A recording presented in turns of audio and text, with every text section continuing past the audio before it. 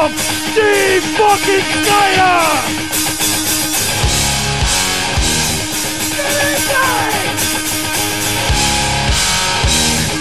Welcome to my show!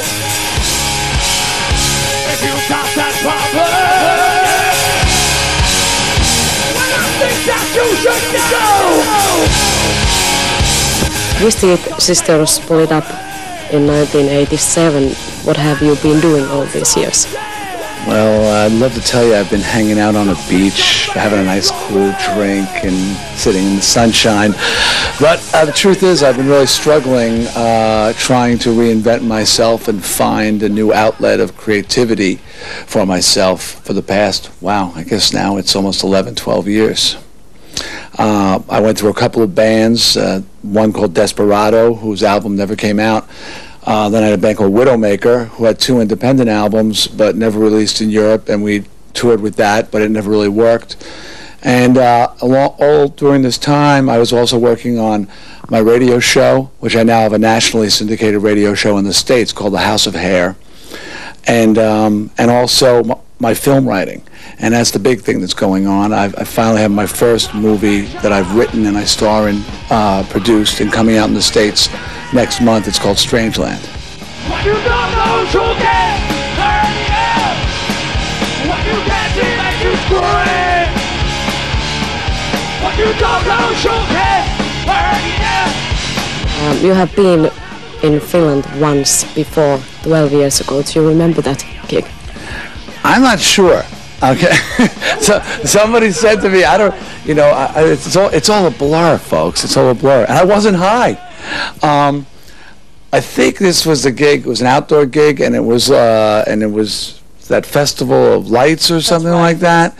Yeah, I remember it very well. I've never seen a more drunk bunch of people in my life. This country knows how to drink.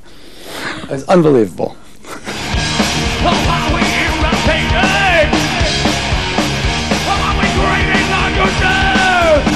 One thing about this project and me being over here, a lot of people think this is a big career move. Dee Snider's trying to make a comeback and trying, you know, I'm not. After I left Widowmaker, I started really focusing on the movies and the radio and things like that.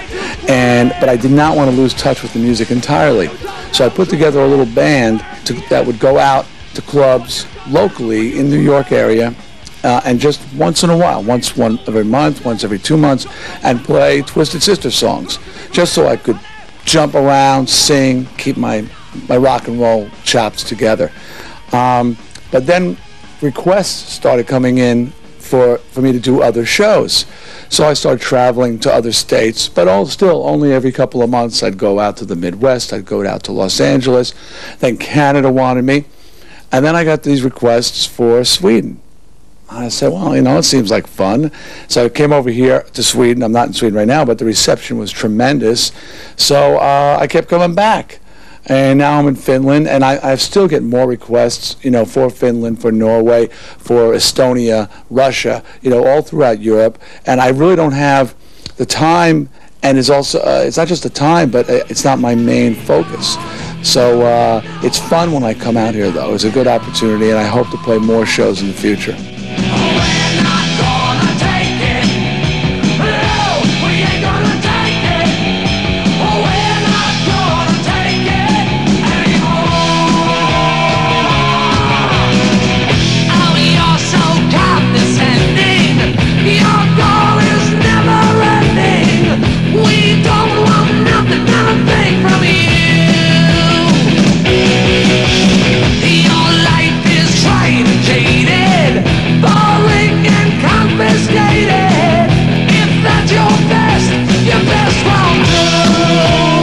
Well, when I decided to do to go out, you know, and do the project, I said, you know, I want to find young musicians who grew up on the Twisted Sister music, who would be excited to play the music. I figured guys who are my age, who are my peers, they would have been in other bands, they would have been, you know, competitors. And I said, if I get some young guys who used to be out in the audience, they'll be like, yeah, we're on stage with Dee, and that would give me new energy. How do you like it so far? Saying I quit a show! no one else quite like me. The other dogs in a picture. Horrible coffee here. But it's probably just the hotel, not the country. Okay. Strangeland. Okay.